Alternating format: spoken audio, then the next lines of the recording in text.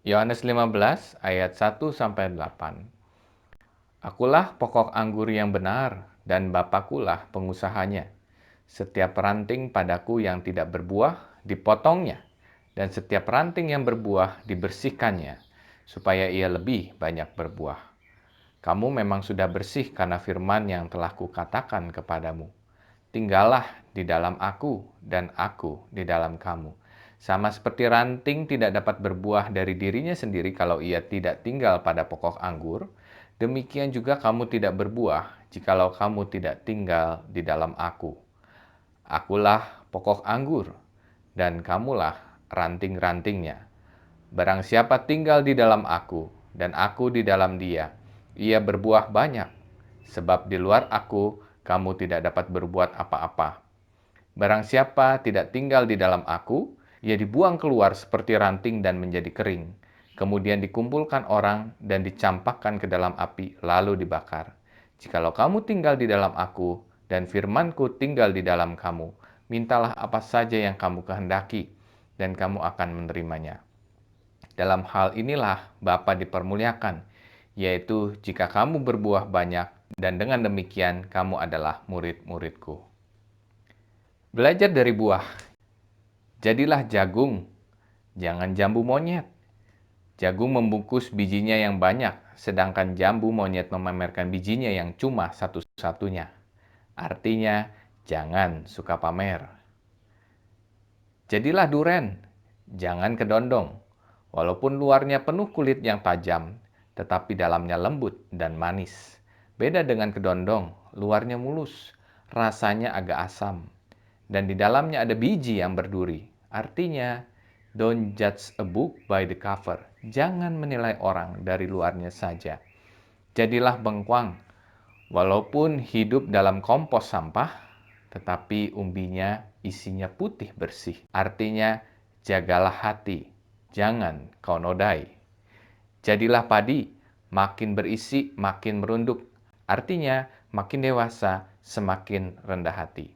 Jadilah pohon kelapa, sudah terkenal dengan serbagunanya, makin tua, makin banyak santannya. Tidak bisa cangkok, artinya tidak bisa dimanipulasi. Jadilah tandan pete, bukan tandan rambutan. Tandan pete membagi makanan sama rata ke biji petenya. Semua seimbang, nggak seperti rambutan. Ada yang kecil, ada yang gede.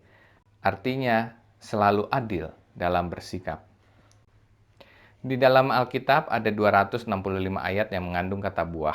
Selain sebagai perumpamaan agar kita, para pembaca, mengerti, kita juga menghayati hal ini sebagai tuntunan firman Tuhan kepada kita agar hidup ini selalu menghasilkan buah. Mengapa? Karena sejalan dengan Yohanes 15 ayat 6 yang barusan kita baca, di Lukas 3 ayat 9 tertulis, "Kapak sudah tersedia pada akar pohon dan setiap pohon yang tidak menghasilkan buah yang baik akan ditebang dan dibuang ke dalam api." Artinya, kalau hidup kita tidak berbuah, kita dianggap tidak produktif, bahkan harus ditebang. Firman Tuhan ini keras sekali tetapi benar adanya. Menghasilkan buah tidak memandang usia. Entah muda, pemuda, dewasa, atau lanjut usia, setiap kita diberikan talenta sesuai dengan kapasitas kita masing-masing.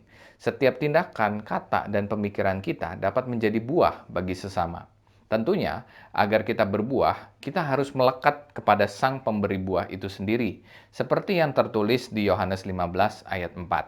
Intinya adalah kemelekatan kita kepada Tuhan. Dan Tuhan tidak pernah tanggung-tanggung. Jika kita diminta untuk berbuah, Dia ingin kita berbuah yang lebat. Berbuah banyak di sini bukan bicara soal kuantitas saja, tetapi juga bicara soal kualitas. Hasilnya tetap baik walaupun di masa sulit, tidak berubah karena pencobaan dan tantangan. Selain berbuah banyak, Tuhan juga meminta bahwa buah yang harus dihasilkan itu stabil atau tetap. Nah, kiranya di masa-masa memasuki new normal ini, kita semua terus melekat kepadanya agar tetap dapat menghasilkan buah, dan buah yang kita hasilkan itu tetap, bahkan bertambah banyak. Kiranya Tuhan Yesus memberkati kita semua. Mari kita berdoa, saudara-saudara sekalian. Bapa dalam surga, terima kasih untuk firman Tuhan hari ini. Kami diingatkan untuk terus menjadi buah. Tentu masa-masa ini adalah masa yang sulit, tetapi bukan berarti tantangan dan cobaan yang kami hadapi menghentikan kami untuk menjadi ranting yang menghasilkan buah. Kiranya kami boleh belajar dari firman Tuhan ini dan selalu diingatkan bahwa dalam situasi sulit kami pun harus tetap menghasilkan buah. Kiranya Tuhan menolong kami semua. Dalam nama Tuhan Yesus kami berdoa. Amin.